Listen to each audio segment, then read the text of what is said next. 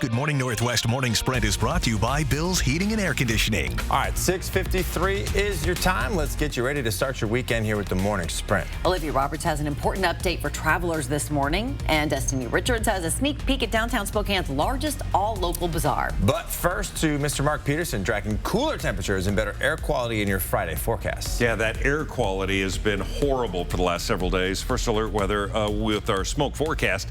A continuation of better than the weather we've had coming in the westerly flow really coming off the Pacific, therefore a cleaner air mass over the top of us. So that means better air quality. Right now we're still in moderate, but just outside of good. Your forecast for the day, 65 heading out, 79 at lunch, dinner time, 83 degrees. All right, breaking news about the nation's economic recovery. The July jobs report released this morning shows employers added 943,000 jobs last month. It's important to keep in mind this data was collected in the first half of July before the Delta variant exploded in many parts of the country. The report also shows the unemployment rate fell from 5.9% to 5.4% in July. So far, the U.S. has recovered 74% of the 22.4 million jobs lost last spring. New this morning, United Airlines is now requiring its workers to get vaccinated. It's the first major domestic carrier to mandate COVID-19 vaccines for all employees. Company officials say workers who refuse to show proof of vaccination will be fired. Employees have until late October to share their status with the company.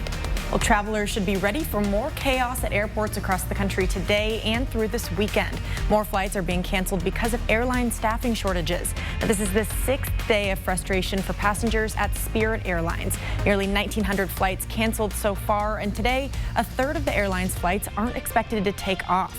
Flights leaving Spokane this morning are not impacted so far, but that could change throughout the day. Spirit says bad weather at the end of July, a time when flight crews start to run out of eligible hours to work, caused the cancellations. Pilots and flight attendants timed out, leaving the airline with no slack in its system. As for passengers who were on those canceled flights, the CEO says some were offered hotel rooms, vouchers, and in some cases, refunds.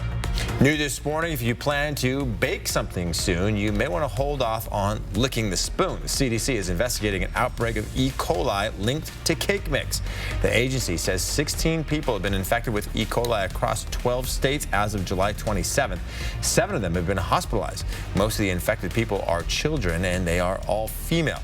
The FDA is trying to pinpoint the common brands and production facilities by looking at purchase records. The CDC is recommending people not eat raw cake batter or cake mix because flour and other ingredients can contain the harmful bacteria.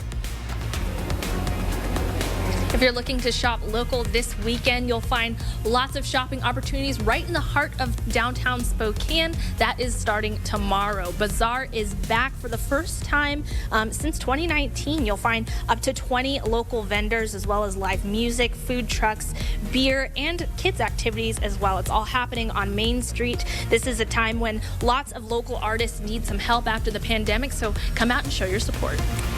The former Spokane police officer accused of raping 2 women is out of jail this morning. Nathan Nash posted his $50,000 bond shortly after 9 last night. A judge set his bond yesterday afternoon in court.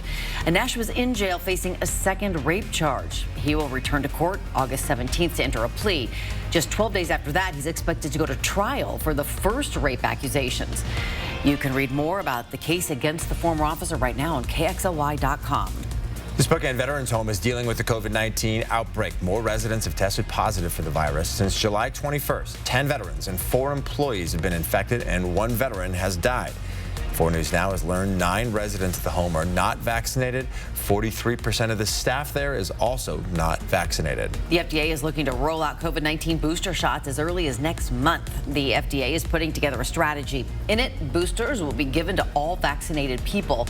Those at greater risk of getting COVID-19, like the elderly and immunocompromised, could get a booster sooner.